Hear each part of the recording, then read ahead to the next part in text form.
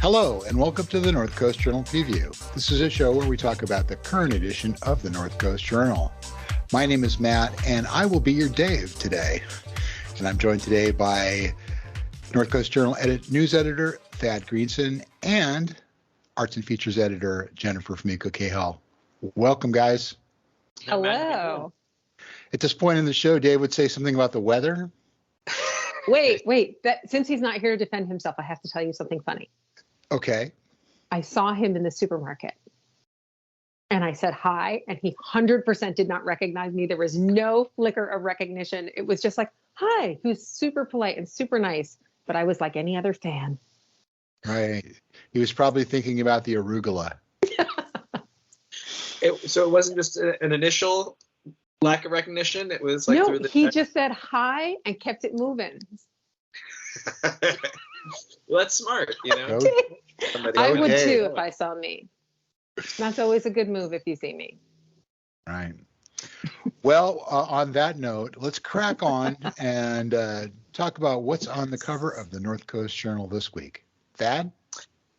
Yeah, this week we have a really nice story from Ali Hostler of the Two Rivers Tribune and David Eichelman, who's a reporter at the Mercury News. And they essentially through a grant from the Benton Institute for Broadband, did this story together and then offered it up to us to run as well.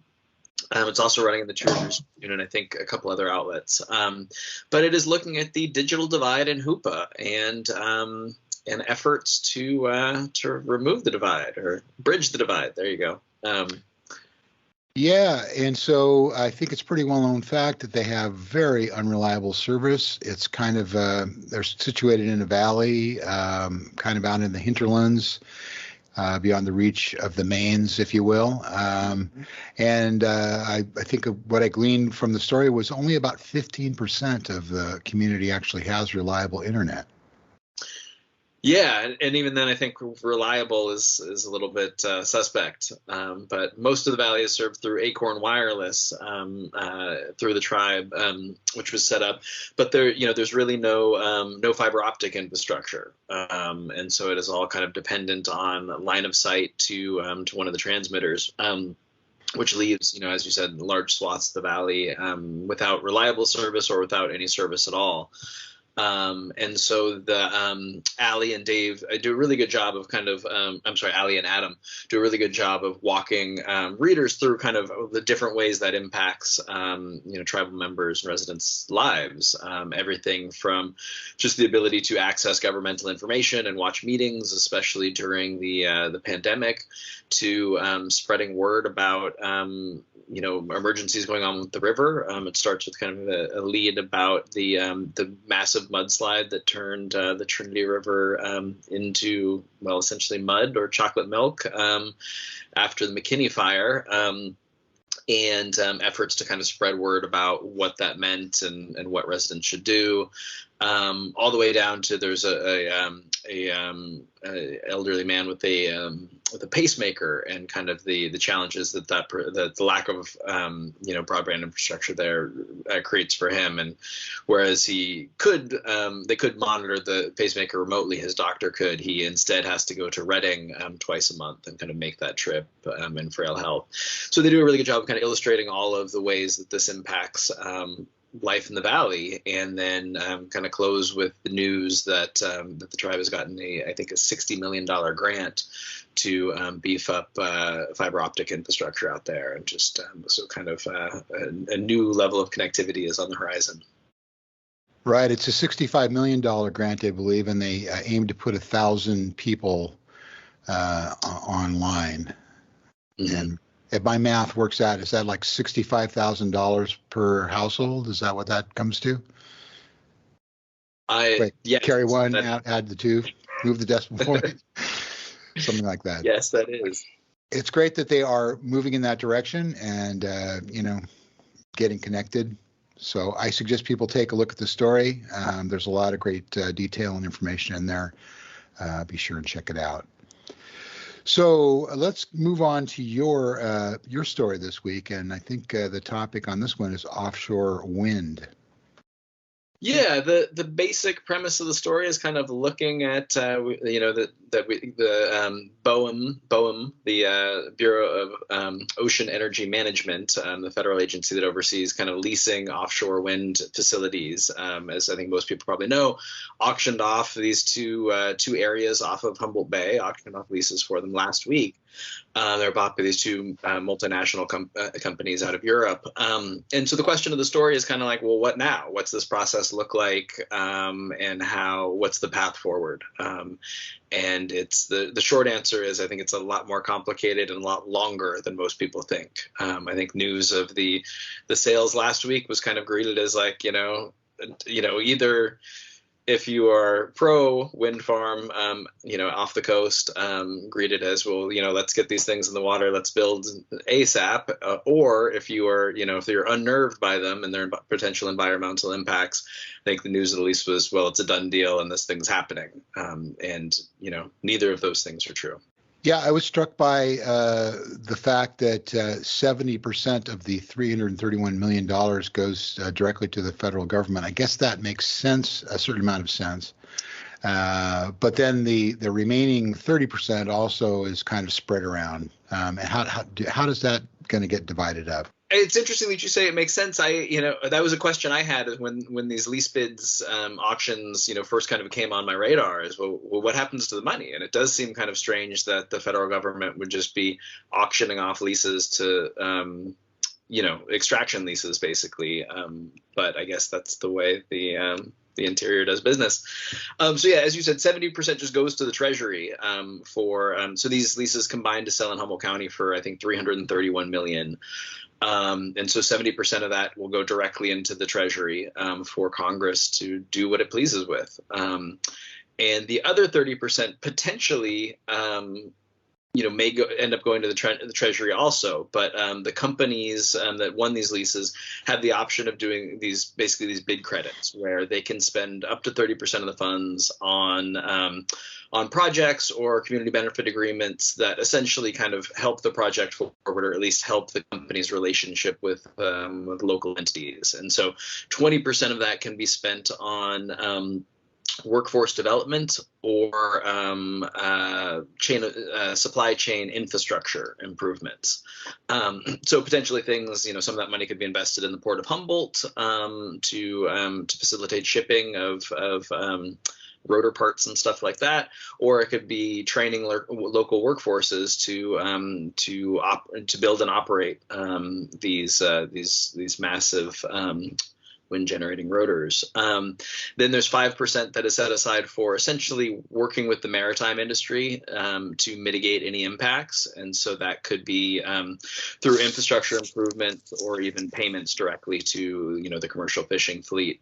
And then the other 5% is for kind of a more nebulous community benefit agreements. And elsewhere, those have taken the form of everything from investments in infrastructure improvements locally to different training programs and stuff like that, or even, build out of infrastructure that makes it easier for the offshore wind industry to coexist with other local industries and recreational opportunities.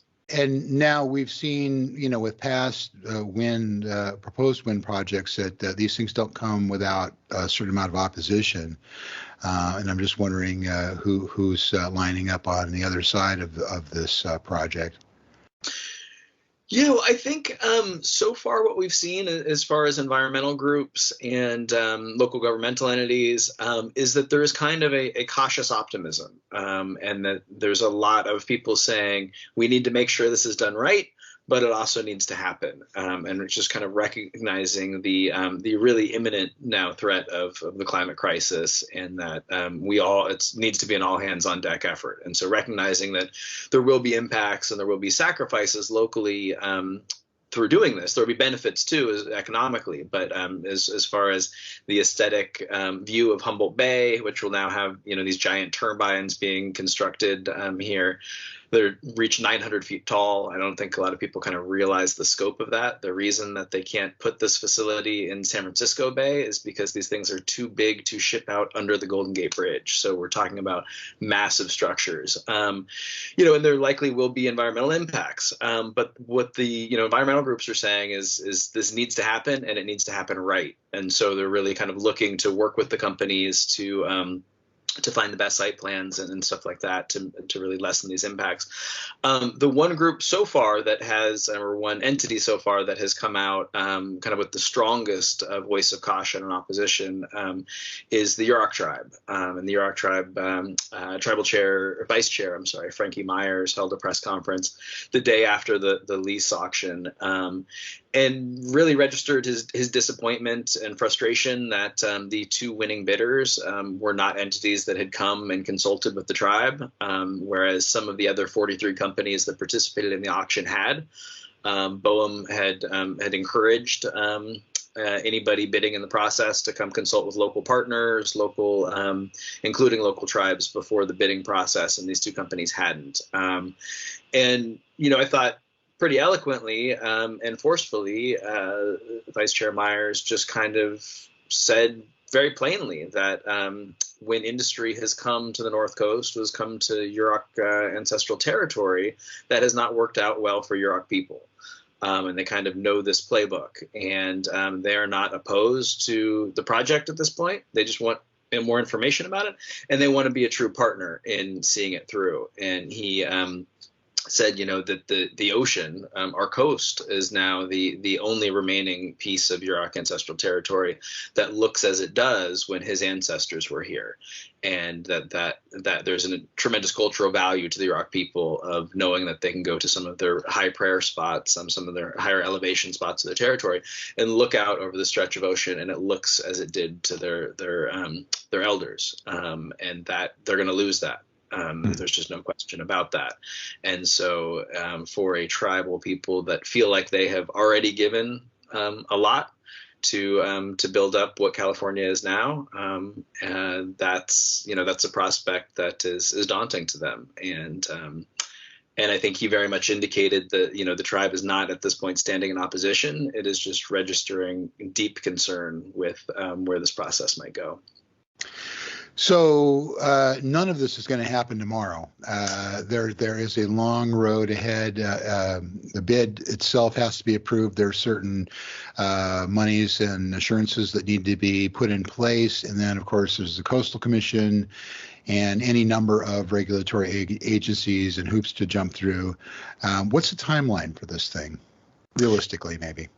Yeah, so I think as a point of reference that's interesting to me is in 2012, the federal government leased off 30 sites on the East Coast, and of those, only 2 are currently operational for offshore wind, and those are, it should be noted, are shallow water fixed wind farms. And so that's an established technology, whereas the ones coming off the coast of California are going to be really deep water. They're on these floating barges, and is kind of a much more uncertain, untested technology. And so, the timeline on the East Coast tells us that probably a decade is optimistic, and it could even be longer than that. So, the next big steps is after the bids are finalized and certified, then each of these companies has a year to come up with a plan, not for how they're going to build the site, but how they're going to survey the site.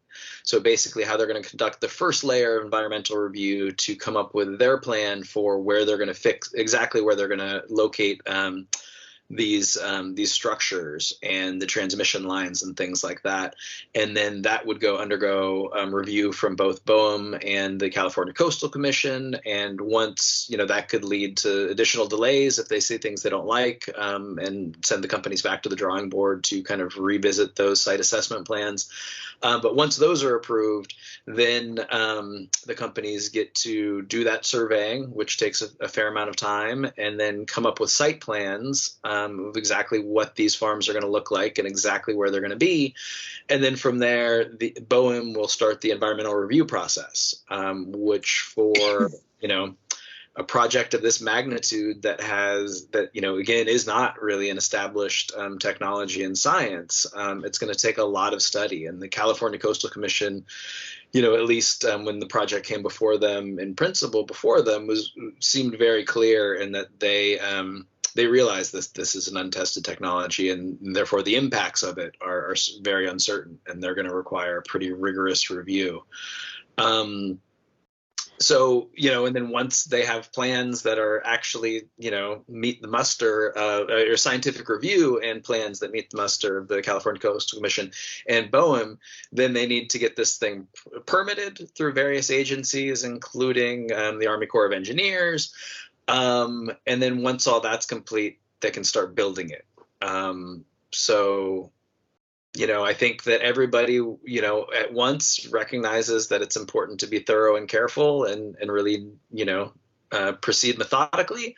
There's obviously also with the climate reports that continue to come out, a very real impetus to get this done as quickly as possible. But I would say that 7 years is probably really, really optimistic, and a decade or so is probably, my best guess. Okay, well, there's a lot of great detail in the article. I encourage people to pick up the journal and dive in and check out all the great information on it. Thanks for your reporting on this, Thad, and I'm sure you're going to be reporting on it for a very long time. I feel like I'm going to be reporting on this thing for the rest of my life, but we'll see. The one thing I would encourage for folks, anybody who's uneasy about this process or just thirsting to learn more about it, that there are going to be lots and lots of steps for the public to engage, to learn more, to raise concerns, to provide input and stuff like that. So just stay tuned. Great. Thank you. Well, Jen, let's turn to you. What's happening on the Arts and Features beat this week? Drama, Matt. Specifically, holiday drama. The Dell'Arte annual holiday show, which you may know if you have children in your life especially, is a holiday show. It's usually every year they do an original holiday show with, students, people who are involved in Dell'Arte. They all come together and do an original piece for the holidays, and it is geared toward children. And then it goes on tour. After an initial run at the Carlo Theater up in Blue Lake, it goes all over the county, including to some really rural places, which is kind of great when you think about the fact that, as we were discussing with internet, the dearth of live theater there as well is something to consider. So it goes to different schools. Yes, exactly. The drama divide. No, I bet they have drama. Messy people everywhere unite. This week, Tigger Bouncer Custodio, who is our theater reviewer, one of our theater reviewers, went to a rural production of the Nightlight holiday show by Dell'Arte, and that was in Burnt Ranch. I don't think I could find my way to Burnt Ranch with a GPS, but but it's kind of cool. And it was held in a high school gym. And so there are all these local families that just came and with their kids, who he describes as like feral, children. Imagine this is the day that you get to go see live theater. It's pretty cool. And the story is really something else. So Nightlight is not just one story, for one thing, but it is in fact 3 stories. And it is done by 4 players. Those include Mabrician Freedom, Abby McGuire, Sabrina Silva, and Tamikia Jackson. And they are all sort of credited writers and performers of the piece. And it's a little unconventional for what we expect from children's theater.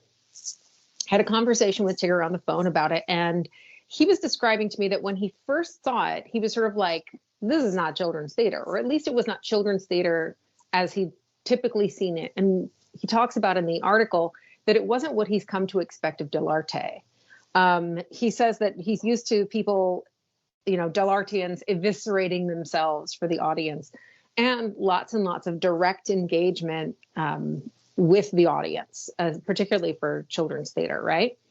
But this is different. This is the actors, communicating with each other and doing a different kind of performance. And it has a lot of big themes. And at first he was sort of like, oh, I don't know, this isn't what I came to see, or this isn't what these kids came to see. But then after, for one thing, talking to some of the actors about what they were trying to accomplish, and then also looking around and seeing that, like, in fact, even without someone, in costume talking directly to them from the stage and, engaging them to respond, the kids were engaged. So they are trying something different. And I have heard people say that, well, Dell'Arte has totally changed. This holiday show is completely different. And it is completely different, but by design. And it's interesting, too, in light of some of the changes that have been happening in theater locally and nationally, particularly with the sort of kind of sweeping critique of theater on a national level, but also in Humboldt, in terms of its inclusivity, in terms of casting, in terms of, who gets creative control over projects. And the previous classes of Dell'Arte have, recently taken a lot of time and energy to talk about what was not satisfying for them, particularly in terms of representation of people of color and things like that. And, can you, after you've really decided, okay, we're going to change how we do theater, can you really do the same show over and over again? Probably not. So it's a departure. It's something different. There's a lot of shadow work, shadow puppetry, and people moving and performing behind a screen to create shadow. This show has everything. It's got forest creatures. It's got trips to space. It's got the moon. Wow. But it's a lot. But it's also, Tigger found joyful. There's a lot of big themes in there. And in some places it can be a little preachy, and it's hard to avoid feeling like they're cramming a lot into it. But ultimately, he found something in here that he says is, for one thing, good to see once to just absorb and enjoy, and then twice to really feel the depth of it. You have one last shot. It is this weekend, is the closing weekend, I believe. And it will be returning to Blue Lake, to the Carlo Theater. So if you have a chance, go check it out and see what you think. I would love to hear. Yeah. Yeah. All right. And then in the last about 2.5 minutes, we have squash. Go. I know that you would rather just cut this one short and not talk about squash. Matt is squash impaired, everyone. It's very sad. I won't go so far as to say he's squash intolerant. He's okay. He's okay with other people having squash. He just doesn't want to see it in his home. Doesn't want it taught in schools. But this week, of course, it's squash, so it's Simona. Simona Carini has a really great recipe for a kind of squash that is new. Let me stop you there and let me say, seems like an ordinarily a nice person in every other respect. I know, but she loves vegetables and runs marathons. How relatable is she really? She's lovely. Oh, it's terrible. But anyway, she's got this recipe for a new squash. And what I mean by new squash is it's a squash that was developed on purpose it's called the honey nut squash, which sounds freaking delightful. And it's sweet and nutty and creamy and kind of small. And what she has a recipe for is the sort of thinner part of the squash being cut into slices and made into little sort of canapes with blue cheese and walnuts that have been cooked in a rosemary infused olive oil, not garlic, rosemary infused olive oil. You can't be mad at that. You would eat that squash, Matt. Well, we'll have to see. I'm not committing to anything. Sounds like you would eat the cheese and the walnuts off that squash. That's right. You can do that. For that. You just can't put it back. You can't put it back on the tray. But I can hide it under a napkin. I feel like you just haven't met the right squash. What about kabocha? Have you had kabocha? I can't say that I have. All right, we're going to work on this. All We'll right. find you the squash of your dreams. We'll We'll send work you it through. to squash re-education. I'm going to get into squash therapy. Yes. All right. Well, that's just about going to do it for this edition of North Coast Journal Preview. North Coast Journal is on newsstands now. Get out, get a copy, get several copies, hand them out to your friends. It's also online 24/7. Thad and Jennifer, thanks so much for being here. Dave will be back next week. And yeah, thanks for being here. Thank you.